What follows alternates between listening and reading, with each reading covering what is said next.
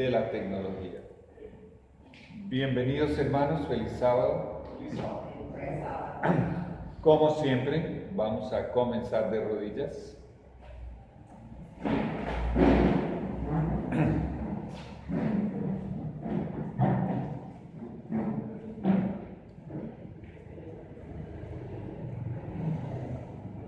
Santo Padre, Dios eterno, Rey maravilloso, Dios fuerte, temible, gracias por Jesús, gracias por su sangre, gracias Señor por tu amor eterno, gracias Padre mío por la cruz, gracias por tu palabra, por tu santa ley, gracias por este santo sábado Señor.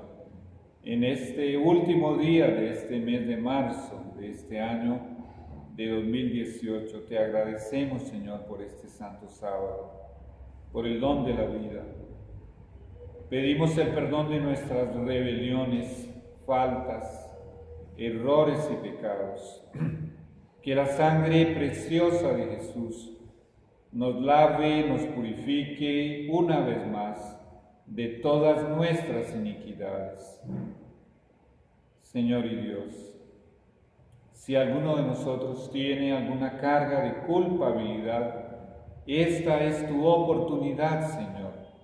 Genera en nosotros el genuino arrepentimiento que solo puede producir el Espíritu Santo, la tristeza auténtica por haberte ofendido, y remueve, Señor, de los hombros culpables y de los hombres culpables, la carga de la culpabilidad de nuestros hombros y deposítala sobre los hombros de tu amado Hijo Jesús, una vez más. Señor y Dios, la garantía bíblica es que donde está presente el Espíritu Santo, ahí hay libertad. Por ello, Señor, si hay presentes aquí espíritus inmundos, o si aquí ha entrado alguna persona poseída, porque Jesús me dio poder y autoridad sobre todos estos ángeles caídos, incluyendo su líder, en el nombre de Jesús les digo que Jehová les reprenda, porque la sangre de Jesús tiene poder, y el nombre de Jesús tiene poder. Y nos ha lavado, nos ha limpiado de todos nuestros pecados. Sean bienvenidos, Señor, tus santos ángeles de luz, y que tu Espíritu Santo se derrame sin medida en nuestros corazones, transformando nuestras personas y haciéndonos participantes de la naturaleza divina. Señor y Dios, y si alguna persona entra más tarde durante esta conferencia, acompañada por demonios o poseída, Señor, a esos espíritus inmundos déjalos afuera y repréndelos, Señor. Queremos respirar una atmósfera celestial y en este tema específico tan delicado, tan urgente de ser entendido, necesitamos la presencia de tu Espíritu Santo, tu iluminación, necesitamos tu poder. Dame, Señor, el amor, el tacto, la sensibilidad. Dame, Señor, el poder y la autoridad de Jesús para desarrollar este tema tan delicado, tan importante. Muchas gracias, Señor, por escucharnos. En el nombre de Jesús. Amén. Amén.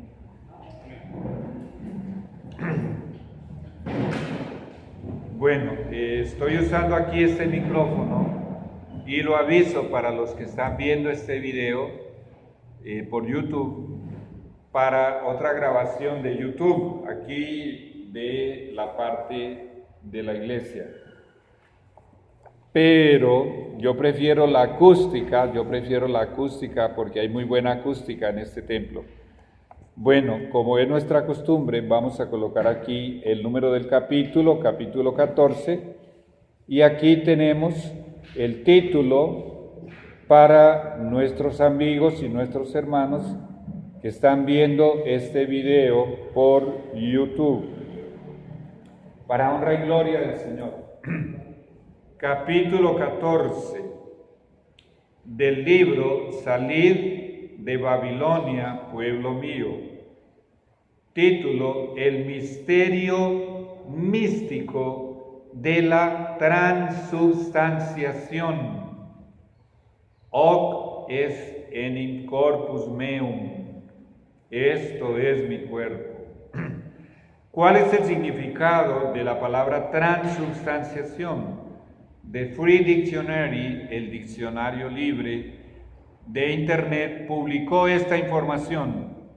Transubstanciación es un sustantivo femenino usado en religión exclusivamente en la religión católica.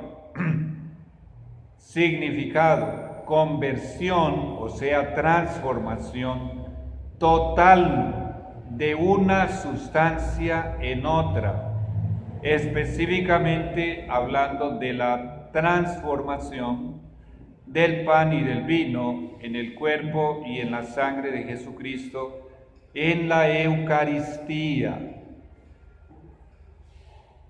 Y mientras comían, Jesús tomó el pan, lo bendijo y lo partió, dio a sus discípulos y dijo: tomad, comed, esto es mi cuerpo. Luego tomó la copa, dio gracias y la pasó diciendo: bebed de ella todos, porque esto es mi sangre del nuevo pacto, que va a ser vertida en favor de muchos para el perdón de los pecados. Palabras de Jesús en Mateo capítulo 26, versículos 26, 27 y 28. Aquella noche de aquel jueves en que Jesús iba a ser arrestado, Él instituyó la ceremonia de la Santa Cena para sustituir la Pascua de los judíos, que ya tenía más de 1400 años. En el momento de compartir el pan con sus discípulos, Jesús dijo esta frase, entre tantas frases: esto es mi cuerpo. En Internet, en el sitio católico Northwest Catholic, leemos: esta es información oficial de la Iglesia Católica. Aunque esta palabra transubstanciación se usó por primera vez en el siglo XI por Hildeberto Labardín, arzobispo de Tours, fue solo hasta el Concilio de Trento, que fue de 1545 a 1563, que se convirtió en enseñanza oficial de la Iglesia Católica. Fuente, repito, Northwest Catholic en Internet. A pesar de que la propia Iglesia de Roma reconoce que esta enseñanza católica de la transubstanciación solo se oficializó en el siglo XVI, la frase que Jesús dijo, esto es mi cuerpo, vertida para el latín de esta manera, hoc est enim corpus meum, es manipulada por la Iglesia de Roma en forma oficial. ¿Desde cuándo? Desde el Concilio de Trento, para enseñar que Jesús transformó el pan en su cuerpo humano literal y obviamente también el vino en su sangre humana literal en la última cena con sus discípulos. La doctrina de la transubstanciación es antibíblica, está revestida del misticismo de la antigua religión babilónica. Es el engaño más abusivo de la Iglesia de Roma, o sea, de Babilonia, y este infame engaño tiene los siguientes objetivos. Primero, distorsionar y opacar el sacrificio de Jesús en la cruz. Segundo, distorsionar la enseñanza de la salvación. Tercero, confundir, nublar y destruir la conversión, o sea, el nuevo nacimiento.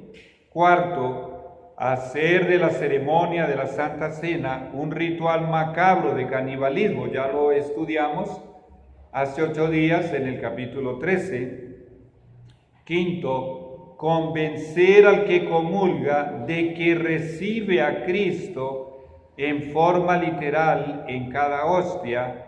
Sexto, hacer creer que la salvación y la conversión se obtienen al recibir la hostia. Séptimo, hacer de la comunión en la Eucaristía católica la única forma de uno salvarse. Y octavo, opacar y nublar la segunda venida de Jesús al velar su enseñanza. Título, bueno, yo estoy acostumbrado a mostrar el título aquí para los que están viendo por internet. ¿Cómo recibir a Jesús para ser convertido? En enero de 1980, al desear yo, mi persona, Luis Enrique, entender la bella promesa de Juan 1:12, quise saber cómo se recibe a Jesús. Pregunté para los sacerdotes católicos de las dos iglesias más importantes de aquí de Cali. Estamos en Cali, en Colombia. ¿Cómo se recibe a Jesús? Ellos respondieron para mí: recibimos a Jesús participando de la Eucaristía al recibir la hostia cada vez que comulgamos. Repare bien, en Juan 1, 12 y 13 se nos enseña que somos transformados, que somos convertidos en hijos de Dios, que tenemos ese nuevo nacimiento al cumplir los requisitos, recibiendo a Cristo y creyendo en su nombre.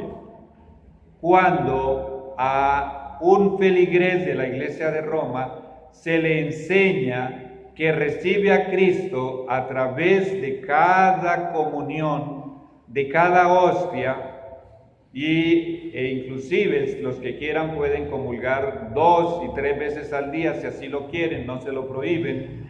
Eso significa que se pueden convertir 2 o 3 veces al día o todos los días, o como está estipulado por las mismas reglas de la Iglesia de Roma, que deben comulgar por lo menos una vez al año aquellos que son negligentes para estas cosas por sus motivos personales. Entonces una vez al año se convertirían si así lo hiciesen. Pero todo eso no tiene ningún apoyo bíblico. La Iglesia, repito, la Iglesia de Roma enseña que al comulgar usted recibe a Jesús en la hostia. Roma enseña que durante el ritual de la Eucaristía, en la misa, la cual ellos llaman la Cena del Señor, la misa se llama ¿cómo? La Cena del Señor. La hostia es transformada por el poder creador del sacerdote católico en la carne humana y en la sangre humana de Cristo en el momento de consagrarla, o sea, al levantarla en el altar y pronunciar estas palabras en latín: hoc est enim corpus meum. Acto seguido, el sacerdote inmola, o sea, sacrifica al supuesto Jesús que acaba de crear, supuesto, porque eso no es verdad. Por esa razón la misa es una ceremonia sacrificial, porque en cada misa la Iglesia de Roma cree estar inmolando, o sea, estar sacrificando a Jesús una vez más. Sin embargo, a pesar de haber sido sacrificado por el sacerdote, según la Iglesia de Roma, porque eso no es verdad, Cristo permanece vivo en la hostia según la Iglesia de Roma. Todo esto es muy ambiguo, todas estas enseñanzas son muy contradictorias y muy confusas, son antagónicas, son completamente opuestas a las enseñanzas del Señor en la Biblia. La Iglesia de Roma publica por internet que la misa es una ceremonia en la cual Cristo es sacrificado. Leemos del CatholicNet. El CatholicNet es el sitio católico más visitado a nivel mundial. En este link, bueno, aquí tengo el link, con este título, escuche el título: en la misa, sacrificio vivo. Leo publicación oficial de la Iglesia de Roma. La misa es un sacrificio vivo por varias razones muy profundas. Y aquí yo copié una de esas razones que ellos dicen. Es vivo, o sea, es un sacrificio vivo, porque la víctima con B corta mayúscula es una alusión a Jesús, permanece viva después de la inmolación, porque es una imagen perfecta y viviente del sacrificio de la cruz. Observe cuán ilógico, absurdo, ambiguo, contradictorio, confuso y extraño es todo esto, es esa enseñanza. Cuando se inmolaba el sacrificio, cuando se sacrificaba el cordero por los sacerdotes en el altar en el antiguo Israel, evidentemente quedaba muerto. Cuando Jesús fue inmolado en la cruz, literalmente murió, realmente murió. Pero aquí, a pesar de que el sacerdote lo inmola, dice que continúa vivo. ¿Quién puede entender eso? Y en otra publicación por internet, también oficial de la Iglesia de Roma, leemos: por eso la misa es el mismo sacrificio de Cristo en la cruz. También está en el CatholicNet, ahí está el link. Esta confusa y contradictoria declaración de la Iglesia de Roma enseña que después de que el sacerdote sacrifica a Jesús, o sea, después de darle muerte, Jesús permanece vivo. Es absurdo y blasfemo pretender inmolar a Jesús otra vez. ¿Por qué? Porque después de que Cristo murió crucificado y resucitó, es imposible volver a matarlo. Leamos lo de la Biblia.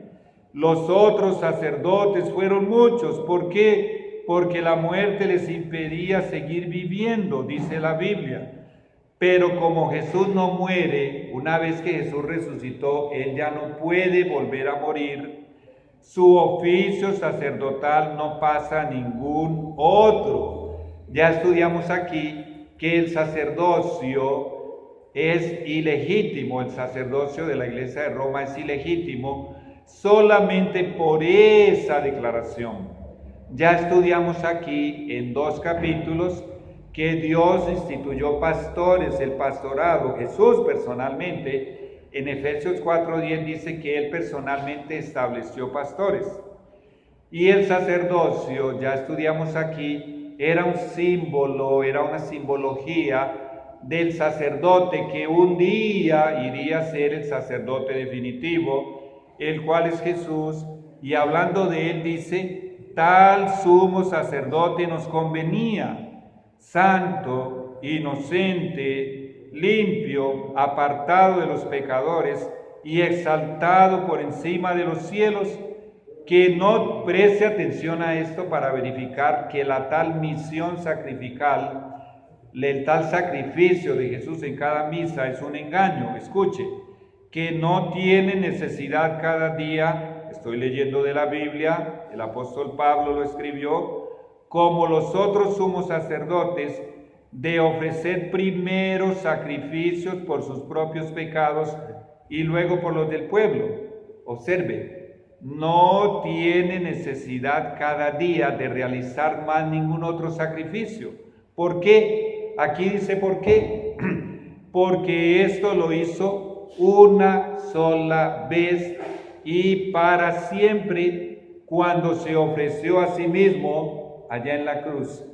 Hebreos capítulo 7, versículos 24, 26 y 27. Solo este texto ya desmiente la falacia, el engaño que comenzó a ser inventado cuando surgió de las ruinas, de los escombros del Imperio Romano en el siglo IV, surgió y se fue formando la Iglesia de Roma en cumplimiento de la profecía de Daniel capítulo 7. Entonces, si usted es hijo de Dios, usted es parte del pueblo de Dios, y si está en la Iglesia de Roma y usted es hijo de Dios y cree que la Biblia es la palabra de Dios y realmente ama a Jesús, usted vive para amar a su prójimo y lleva una vida de sacrificio y abnegación por su prójimo, usted es un cristiano genuino. Y si es así, el Espíritu Santo le estará iluminando su mente en este momento y le estará haciendo entender que la Eucaristía, que la transustanciación, que la hostia, que la comunión, que el supuesto sacrificio de Jesús todos los días en cada misa en todo el mundo es una falacia, es un engaño. Por eso usted debe salir, si es hijo de Dios. Apocalipsis 18:4 dice: salid de Babilonia, pueblo mío. Urgentemente debe abandonar este sistema que falsifica el cristianismo. Continúo leyendo. Observa: es imposible sacrificar a Jesús de nuevo porque Jesús no muere, Él es eterno. Además, su sacrificio fue un solo sacrificio, una única vez y para siempre. Repito, primero, no se sacrifica a Jesús en la misa porque Jesús no está ahí en esa hostia. Eso es mentira. Segundo, si existiese alguna posibilidad de que Él estuviese allí vivo y presente, tampoco podría ser sacrificado porque Él es eterno. Él ya no muere. Acabamos de leerlo. Pretender sacrificar a Jesús todos los días en cada misa alrededor del mundo es una blasfemia. La Iglesia de Roma afirma, y esto ya lo estudiamos en el capítulo 13, en internet dice: todo Cristo, vivo y entero, con su cuerpo, su sangre, su alma y su divinidad, ¿cómo le parece?, están presentes en la hostia, y que literalmente Jesús, el Rey y Creador del universo, entra en usted una vez que la hostia se deslía en su boca y se desliza hacia su estómago. Esto no tiene ninguna base bíblica. Esa es la razón por la cual el sacerdote le dice al feligrés que comulga cuerpo de Cristo en el momento de darle la hostia.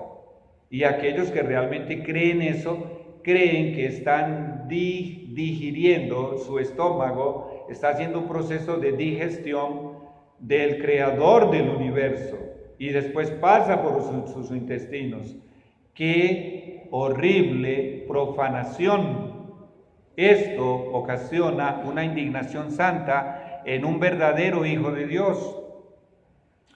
Usted tiene que creer que come y digiere en forma literal el cuerpo y la sangre del Creador del universo, o de lo contrario, dice la Iglesia de Roma, usted será echado en el infierno por toda la eternidad. En el capítulo anterior, el capítulo 13, verificamos que el pan y el vino tan solo son emblemas que simbolizan la carne y la sangre de Jesús, y que la Santa Cena, la cual fue instituida por Jesús en lugar de la Pascua de los judíos, conmemora y nos recuerda el sacrificio de Jesús en la cruz por nosotros, pero además señala su segunda venida con poder y gloria y con todos sus santos ángeles, y por eso nos llamamos adventistas, porque creemos en la segunda venida de Jesús. Bueno, tenemos otro título acá, vamos a mostrarlo para quienes están viendo el video en YouTube. Bueno, creo que ahí se alcanza a ver. ¿Qué significa la palabra misa? Acerca de la palabra misa, el diccionario etimológico por internet da este origen y este significado. Tenemos el origen y el significado. La palabra misa viene del latín missa con doble S, significa despido, o sea, despedida, pues al terminar la ceremonia de la misa se decía ite missa es, o sea, váyanse, es el despido, es la despedida, a lo que los fieles contestaban Deo gratias. Misa con doble S viene del verbo mittere, que se parece a meter, pues meter también viene de mitere, pero significa enviar en el sentido de despedir, también significa arrojar. En el Nuevo Testamento no existe la palabra misa, Jesús nunca enseñó que a partir de aquella última cena, cada vez que se conmemorara en memoria de Él, se estaría celebrando una misa. Ningún lugar en la Biblia enseña eso. Y menos aún que Él estaría siendo inmolado miles y millones de veces en cada misa. Jesús nunca enseñó eso. La misa surgió de la religión babilónica con el surgimiento de la Iglesia de Roma, cuando durante el siglo IV. Otro título: la Biblia enseña cómo ocurre la conversión en varios lugares. Uno de mis favoritos es Juan capítulo 1, versículos 12 y 13. El Señor nos instruye acerca de la conversión. Quiero que se concentre, por favor. Mire que esto no tiene nada que ver con una hostia y menos aún con un bautismo. Escuche lo que dice. Pero a todos los que le recibieron, a todos los seres humanos que le reciban, les dio poder de hacerse hijos de Dios, a los que creen en su nombre, los cuales no nacieron de sangre, ni deseo de carne, ni de deseo de hombre, sino que nacieron de Dios. Cuando un ser humano obedece a los dictados de su conciencia, que es la voz de Dios, está recibiendo la voz de Jesús. Cuando ese ser humano también acepta todo lo que hay en los 66 libros de la Biblia, está recibiendo todo lo que Jesús tiene para darle en la Biblia. Cuando ese ser humano hace parte de la Iglesia Adventista del Séptimo Día y también acepta todo el testimonio de Jesús, Apocalipsis capítulo 20, versículo 4, cuando acepta todo el testimonio de Jesús, está aceptando lo que Jesús tiene para testificar. Preste atención, recibir a Jesús es recibirlo como nuestro Salvador, nuestro Señor, nuestro Rey, pero eso implica que debemos recibir todo lo que nos dice, nos enseña, nos plasma en la conciencia, nos dejó en la Biblia y en el testimonio de Jesús. Pero ¿qué significa el segundo requisito? A los que creen en su nombre. La palabra Jesús, ¿qué significa? En el griego, del cual se tomó el nombre Jesús, es Iesous. Ya explicamos la semana pasada, en Mateo 1:21, cuando José había ya decidido abandonar a su esposa, la Virgen María, porque ella estaba embarazada y no habían tenido relaciones todavía, y él no entendía porque sabía que era una mujer santa, justa, pura. Él no quiso hacer ningún escándalo, no infamarla y abandonarla secretamente. Vino pues un ángel enviado de Dios y en sueños le dice: José, no temas recibir a María, tu mujer, tu esposa, porque lo que en ella está engendrado es del Espíritu Santo. Y escuche lo que le dice el ángel a José: y llamará su nombre. José hablaba hebraico, hebreo. En hebreo le dice: y llamará su nombre Yeshua, Jehová.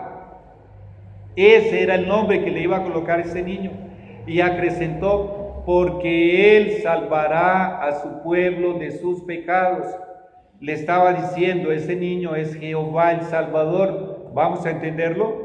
Cuando usted cree que ese carpintero vestido con las ropas más modestas de los campesinos, todo cubierto de polvo, con sus manos llenas de callos, cuando usted cree que Él es el Rey del universo, que es Jehová, el Creador de todas las cosas, por cuyo poder, su corazón y mi corazón están latiendo en este momento, cuando usted cree todo eso, aquí dice que automáticamente usted se transforma en hijo de Dios. Y el versículo 13 es mucho más poderoso. Escuche lo que dice: los cuales no nacieron de sangre, ni de deseo de carne, ni de deseo de hombre, sino que nacieron de Dios. Mi madre se llama Maristela. Cuando yo digo soy hijo de Maristela, digo la verdad, porque yo nací de Maristela. A alguien que nació de Dios, ¿cómo lo vamos a llamar? Hijo de Dios, porque nació de Dios. Esto no tiene nada que ver con ninguna hostia y no tiene nada que ver con ningún bautismo. Vamos con este título. Aquí está el título. Hermanos, vayan leyendo allí un momentito. Llegó mi instante de beber un poquitito de agua. Permiso.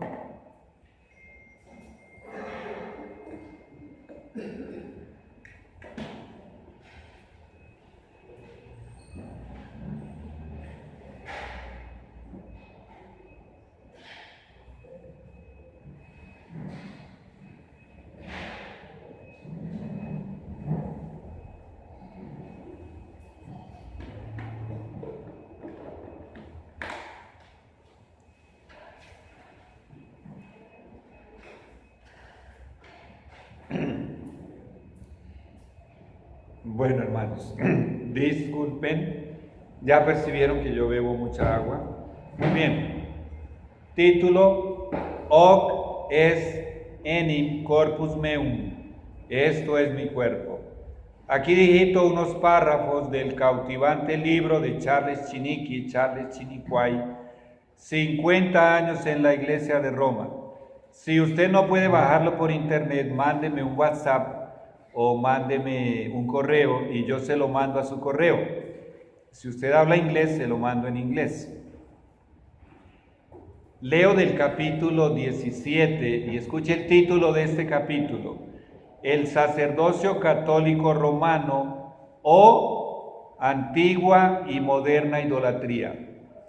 Este ex sacerdote católico demuestra que el sacerdocio de la Iglesia de Roma es la antigua idolatría babilónica, ahora modernizada. Él lo llama moderna idolatría. Voy a leer unos párrafos de este capítulo. Fui ordenado en la Catedral de Quebec, en Canadá, en septiembre de 1833, por el reverendísimo Sinaye. Bueno, el pastor Charles Chiniquy nació en 1809 y murió en 1899. Tal vez cuando él escribió esto, él no sabía que reverendo o reverendísimo es un título que solo le cabe a Dios. Con ese esclarecimiento continúo. Este Sinaye era el primer arzobispo de Canadá. Él abre signo de exclamación para decir esto: este delegado del Papa, por la imposición de las manos sobre mi cabeza, me dio el poder de convertir una oblea real, o sea, una hostia, en el real y substancial cuerpo, sangre, alma y divinidad de Jesucristo. Él lo coloca entre signos de exclamación. Mi iglesia infalible, él está hablando sarcásticamente, no existe tal cosa de Iglesia de Roma infalible, es todo lo contrario. Mi iglesia infalible me colocó no solo en términos iguales con mi Salvador y Dios, sino en realidad, escuchen esto, más arriba de Él. A la orden mía, aquí él explica por qué, a la orden mía, el eterno Hijo unigénito de mi Dios vendría a mis manos en persona. Él comandaba al Creador del universo y el Creador del universo tenía que someterse a sus órdenes. Continúo leyendo, escuchen esto: para hacerse creer que uno puede convertir un pedazo de pan en Dios, o sea, para que un sacerdote realmente crea que puede convertir un pedazo de pan en Dios, en el Rey del universo, se requiere un esfuerzo supremo de la voluntad. Y escuchen esto: para creer semejante atrocidad, se requiere una aniquilación total de la inteligencia. Y él había hecho eso. Él le había dicho a su inteligencia: no sea tan inteligente, inteligencia. Sigo leyendo. Fue una de esas obleas, o sea, una de esas hostias, que yo llevé al altar en aquella hora solemne de mi primera misa y que convertí en mi Salvador. Escuche, él está diciendo que creía que con el poder de su verbo había convertido un pedazo de pan en su Salvador por medio de las 5 palabras mágicas. Hoc es enim corpus meum. Los sacerdotes de Roma creen que tienen el poder de crear al mismo Dios con su voz al decir esas 5 palabras en latín. Intrigante es que creen que los sacrifican en cada misa. Sin embargo, alegan que en la hostia Jesús, o sea Dios, continúa vivo. Charles Chiniquy fue sacerdote católico durante 25 años en Canadá y Estados Unidos. Él creía realmente que estaba por encima de Dios al comandarlo y crearlo. Charles Chiniquy abandonó la Iglesia de Roma, aceptó a Jesús como su Salvador y llegó a ser uno de los más grandes pastores de la Iglesia presbiteriana. Dios utilizó al pastor Charles Chiniquy para ocasionarle el mayor daño a la Iglesia de Roma en Canadá y en Estados Unidos. Por ese motivo, la Iglesia de Roma, a través de los jesuitas, hizo decenas de atentados para asesinarlo y no pudo matarlo. Dios lo protegió y lo llevó por muchos países del mundo, enseñando la verdad bíblica y denunciando los engaños de Roma. No pudieron asesinarlo porque Dios lo protegió. Título, voy a mostrar el título acá. La Iglesia de Roma y la Eucaristía. La palabra Eucaristía en griego, nosotros leeríamos en griego, pasaba al español, Euchapiotía, pero en realidad se pronuncia Eucharistía. Eucaristía significa gratitud. La palabra Eucaristía solo la encontramos una única vez en el Nuevo Testamento, en Hechos 24:3. Pero miren qué circunstancias. En los sucios y profanos labios de Tértulo, el perverso y lisonjero acusador de Pablo, por ocasión de su juicio ante Félix. La Iglesia de Roma afirma que por ocasión de la última cena de Pascua, Jesús instituyó la Eucaristía. ¿Por qué? Por haber dado gracias. Ese es el argumento de ellos. Esta iglesia usa como base la palabra gracias que Jesús empleó para afirmar que de esa manera Él instituyó la Eucaristía. Pero la palabra gracias en griego es Euchapio, no sé cómo se pronuncia, pero el equivalente sería Eucharisto. Además, a esa última cena de Pascua, Jesús no le dio el nombre de Eucaristía o acción de gracias, como tampoco la llamó misa. Jesús no la llamó misa. Sí es la cena del Señor, pero, y hoy tenemos aquí la cena del Señor, nuestro templo está bellamente adornado para la Santa Cena que tendremos hoy, después del rito de humildad, del lavamiento de los pies, y la hacemos cada 3 meses aquí en la Iglesia Adventista del Séptimo Día, y usted está invitado a venir. Encontré en Asiprensa, otro sitio católico, en este link, con este título, ¿qué es la Eucaristía? Encontré esta información.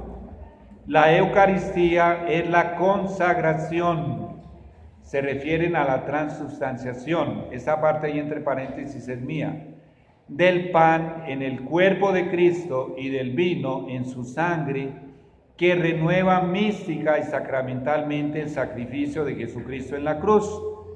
La Eucaristía es Jesús real y personalmente presente en el pan y el vino, Que el sacerdote consagra significa que el sacerdote transforma, transubstancia. Por la fe creemos que la presencia de Jesús en la hostia y el vino no es solo simbólica, sino real. Eso se llama el misterio de la transubstanciación. Ahí está, misterio. Préstele atención. Y en la segunda línea leímos que creen que ese tal cuerpo de Cristo y sangre se renueva mística y sacramentalmente. Misticismo, hago un paréntesis aquí, el misticismo es condenado por Dios. El misticismo es algo diabólico. Este es un misterio diabólico, porque en realidad es un engaño. El misterio, esto se llama el misterio de la transubstanciación, ya que lo que cambia es la sustancia del pan y del vino. Los accidentes, forma, color, sabor, etcétera, permanecen iguales. ¿Cómo les parece? También en el Catholic.net encontré más información en este link. Bueno, ahí tienen el link con este título, Orígenes de la Eucaristía Católica. Aquí copié algunos párrafos del artículo. La Iglesia Católica, esta es una publicación oficial de la Iglesia de Roma, afirma que el pan y el vino, al ser consagrados, se convierten en el cuerpo y sangre de Cristo, respectivamente, pese a que los dos elementos, pan y vino, conservan sus accidentes, color, olor, sabor, textura, etc. La Iglesia Católica cree que todo Cristo, vivo y entero, con su cuerpo, su sangre, su alma y su divinidad, está presente en ella, en la hostia, de una forma verdadera, real y sustancial. Título: El Concilio de Trento de la Iglesia Católica Romana, de 1545 a 1563. Definición: la transubstanciación de esta manera. Recuerde, ya leímos que fue solo hasta el Concilio de Trento que se oficializó el dogma, la doctrina de la transubstanciación. Dijeron allá la definición en el Concilio de Trento de transubstanciación. Mediante la consagración del pan y del vino, vuelvo y repito, ¿qué están diciendo allí con la palabra consagración? Mediante la transformación por el poder divino, por el poder del sacerdote, del pan y del vino, se opera el cambio de toda la sustancia del pan en la sustancia del cuerpo de Cristo nuestro Señor, y de toda la sustancia del vino en la sustancia de su sangre. A este cambio, la Santa Iglesia Católica ha llamado justamente y apropiadamente transubstanciación. Sección 13, capítulo 4 del Concilio de Trento. Título: bueno, eso es lo que dice la Iglesia de Roma. Ahora, con todo lo que estamos estudiando a la luz de la Biblia y del testimonio de Jesús, vamos a ver la verdad acerca de la transubstanciación. Primero, el sacerdocio de la Iglesia de Roma niega el sacerdocio de Jesús. Repito, el sacerdocio de la Iglesia de Roma es ilícito, ilegítimo. Ya con eso, ya automáticamente se destruyen los fundamentos de la Iglesia de Roma, que, repito, surgió en el siglo IV. Bueno, en el capítulo 6 de este libro, Salid de Babilonia, pueblo mío, la Biblia demostró que Jesús es el único sacerdote, no hay más sacerdotes. Segundo, nunca el Señor le ha concedido su poder divino como creador a ningún hombre. Eso es un engaño. Tercero, pretender que un sacerdote católico tiene el poder de crear a Jesús, al Dios Todopoderoso, con sus palabras es una blasfemia abominable. Cuarto, en esta vil presunción el sacerdote es colocado como siendo superior al Señor, al creer que puede crear al mismo Dios creador de todas las cosas y someterlo a sus órdenes. Imagínense por un momento, la criatura creando al creador. Imagínelo, imposible. Quinto, nunca ha habido transformación de la sustancia, transubstanciación, del pan y el vino en la carne y la sangre de Jesús, por el supuesto poder creador de un sacerdote católico, pues el pan siempre sigue siendo pan y el vino siempre sigue siendo vino. Esto es una vil mentira. Sexto, la Iglesia de Roma viola la conciencia del ser humano al hacerle creer que sus ojos, su olfato, su gusto y su tacto lo están engañando, pues toca, huele, ve y degusta pan y vino, pero a pesar de ello, Babilonia le dice: no le creas a tus sentidos, créele a la Iglesia o te vas a condenar en el infierno. Séptimo, las 5 palabras en latín, hoc est in corpus meum, dichas por el sacerdote para ordenarle a Jesús que descienda del cielo a sus manos y crearlo en la hostia y en el vino, son tan solo una presunción infame. Octavo, las propias publicaciones oficiales de la Iglesia de Roma acerca de la transubstanciación desmienten su afirmación de que fue Jesús quien la estableció, pues solo hasta el Concilio de Trento, 1545-1563, fue que oficialmente quedó establecida esta doctrina de Babilonia. Vamos a hablar un poco más de la verdad. Título: haced esto en memoria de mí. En el capítulo 13, la semana pasada, comprobamos primero que comer la carne y beber la sangre de Jesús es aceptarlo como nuestro Salvador personal. Segundo, que la ceremonia de la Santa Cena fue instituida por Cristo para que recordemos su sacrificio por nosotros y tengamos presente su segunda venida. Voy a pedir a una alma caritativa que me consiga un poquito más de agua. Hay agua allí en la cocina ya. Rafael, muchas gracias.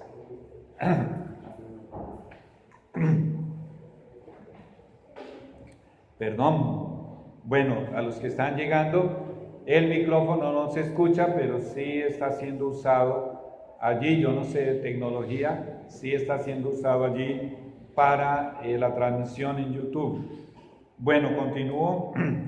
Tercero, también aprendimos hace una semana que Jesús no enseñó que el pan y el jugo de uva sin fermentar, recuerden, que él y sus discípulos comieron esa noche, hubiese sufrido una milagrosa transubstanciación, una transformación de la sustancia, del pan en la carne literal de Jesús y del vino en su sangre humana literal. Ya aprendimos que eran solamente emblemas, símbolos, como hoy vamos a recibir cada uno una copita de jugo de uva y un pedacito de pan con las instrucciones bíblicas, harina integral, sin levadura, sin fermento y con mucho aceite de oliva, aceite de oliva extra virgen. Esos son solamente emblemas. El testimonio de Jesús confirma las razones por las cuales Jesús instituyó la solemne y sagrada ceremonia de la Cena del Señor. Y repito, todos aquellos que son hijos de Dios, que van ingresando a la Iglesia Adventista del Séptimo Día, hasta que un día se cumpla la promesa y la profecía de que todos los hijos de Dios estarán en un...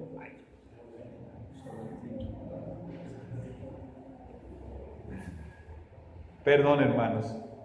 Cuando se cumpla la profecía de que todos los hijos de Dios vendrán, saldrán de Babilonia y de sus ramificaciones y se congregarán en la única iglesia verdadera. Ya lo estudiamos aquí. Toda la Biblia nos enseña que siempre hubo adventismo del séptimo día.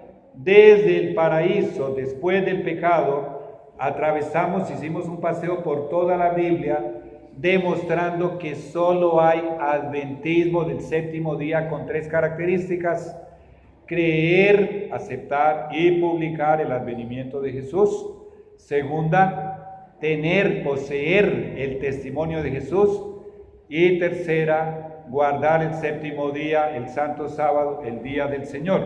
Cuando todos esos hijos de Dios se reúnan en esta única iglesia verdadera, y usted está invitado, todos sin ningún pretexto aceptarán el testimonio de Jesús como lo que es Jesús testificando. Y de esa fuente, esa biblioteca maravillosa, leo en este momento del poderoso libro El deseado de todas las gentes, capítulo: haced esto en memoria de mí. Mientras comía la Pascua con sus discípulos, Jesús instituyó en su lugar el rito que había de conmemorar su gran sacrificio. La fiesta nacional de los judíos, o sea, la Pascua, iba a desaparecer para siempre. El servicio que Cristo establecía había de ser observado por sus discípulos en todos los países y a través de todos los siglos. El rito de la Cena del Señor fue dado para conmemorar la gran liberación obrada como resultado, Rafael, muchas gracias, obrada como resultado de la muerte de Cristo. El rito de la comunión, abra bien sus oídos, el rito de la comunión señala la segunda venida de Cristo. Estaba destinado a mantener esta esperanza viva en la mente de los discípulos. Entonces, hoy aquí en esta tarde o en esta mañana, hoy estaremos recordando una vez más lo que creemos, lo que justifica nuestro nombre, Adventistas del Séptimo Día, que Jesús viene pronto, que está para regresar, que falta muy poquitito. Permiso una vez más.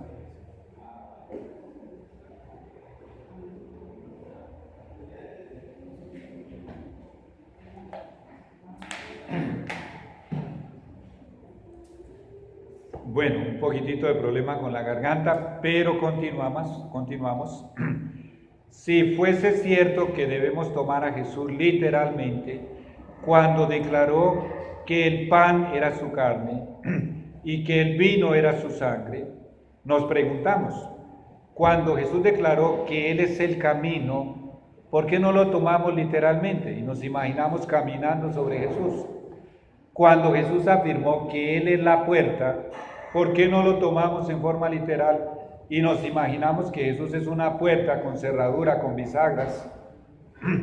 Cuando Jesús dijo, yo soy la vid, ¿por qué no lo tomamos en forma literal? Y nos imaginamos arrancándole las uvas a la vid, al racimo de uvas. ¿Por qué? Porque todos estos son símbolos, son emblemas, es tipología, es simbología que Jesús utilizaba para enseñar verdades espirituales. Mentes iluminadas por el Espíritu Santo saben que esas expresiones solo son figuras o símbolos que Jesús emplea para simbolizar enseñanzas y verdades espirituales. Bueno, ya lo había dicho, la mayor ofensa contra Dios. Encontré en esta fuente católica, www.ibeargentina.org, es un site católico. Más información, escuche esto: es de fe, por tanto, que toda y sola la sustancia del pan y del vino se transubstancia en toda y sola la sustancia del cuerpo y sangre de Cristo. Ahora bien, ¿qué es lo que permanece? Permanecen sin sujeto de inhibición por poder de Dios en la Eucaristía los accidentes, especies o apariencias del pan y del vino. ¿Cuáles son? Los accidentes que permanecen después de la transubstanciación son peso, tamaño, gusto, cantidad, olor, color, sabor, figura, medida, etc. de pan y de vino. Solo cambia la sustancia. Espere un momentico. Vamos a entender un poquitito. Aquí al comienzo, mire allí la página 1, tenemos el significado de la palabra transubstanciación y leemos del diccionario libre por internet: conversión total, o sea, transformación total de una sustancia en otra, específicamente hablando de la del pan y del vino en el cuerpo y la sangre de Jesús en la Eucaristía. ¿Qué es sustancia, hermanos? Sustancia es algo físicamente material, tangible, tocable, algo que usted puede tocar. Observe, vamos a suponer que yo le dijera a ustedes, que por mi poder yo voy a transubstanciar, o sea, voy a transformar la sustancia de este vaso de plástico. Y les digo que después de que dije unas palabras, ya no es más un vaso de plástico, ahora es otra sustancia. Vamos a suponer que yo dijera que esa sustancia ahora es un pan. Usted viene, lo toca, lo huele, lo palpa, lo prueba y sigue literalmente siendo plástico. Observe, sustancia es algo material, sustancia es tangible. Todo lo que nos están diciendo aquí, lo que acabo de leer, es para insultar su inteligencia. Es para que le diga a su inteligencia: no piense, no razone, y a sus sentidos, para que usted les diga: ustedes son mentirosos, no es verdad. Lo que dice la Iglesia de Roma, esa es la verdad. Para que usted le diga eso a su inteligencia, a su conciencia y a sus sentidos. Bueno, mis hermanos, esta es la mayor ofensa, es el mayor engaño que la Iglesia de Roma haya podido inventar contra el Creador, contra nuestro Dios. Todos los que se dejan guiar por el Espíritu Santo son hijos de Dios. Los hijos de Dios que sí se dejan guiar por el Espíritu Santo, Romanos 8:14, al estudiar todas estas evidencias, cada capítulo de este libro es un argumento poderoso para justificar por qué Dios te dice, hijo de Dios que sale en la Iglesia de Roma, sal de Babilonia lo más rápido posible, para que no seáis partícipes de sus pecados, ni tengáis parte en sus plagas, porque Dios la va a destruir. No solamente la va a castigar, la va a destruir. Para que si el Espíritu Santo está iluminando tu mente, tú hagas como hemos hecho millones y millones que antes éramos de la Iglesia de Roma, y abandones esta institución lo más rápido posible y te unas al verdadero pueblo de Dios, a la verdadera Iglesia de Dios. Hermanos, vamos a concluir de rodillas.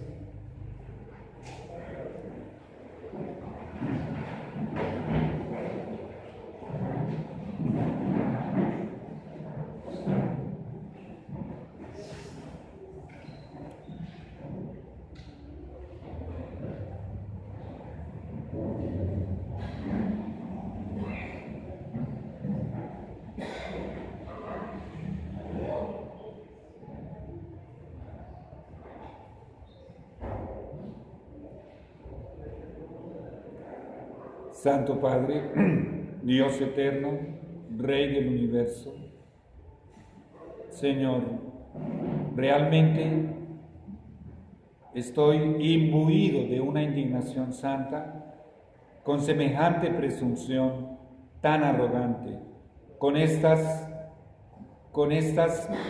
pretensiones tan blasfemas y tan profanas, Señor, de la Iglesia de Roma. Ilumina, Señor, con este capítulo, con esta conferencia, en el contexto del capítulo 13 que ya estudiamos, la mente de tus hijos. Si tú los llamas pueblo mío, son hijos tuyos. Y si son hijos tuyos, Cristo vive en ellos. Si son hijos tuyos, ellos dan el vaso de agua para el sediento, el plato de comida para el hambriento. Llevan una vida de abnegación y sacrificio a favor de su prójimo. Esos son los hijos tuyos que están en la Iglesia de Roma.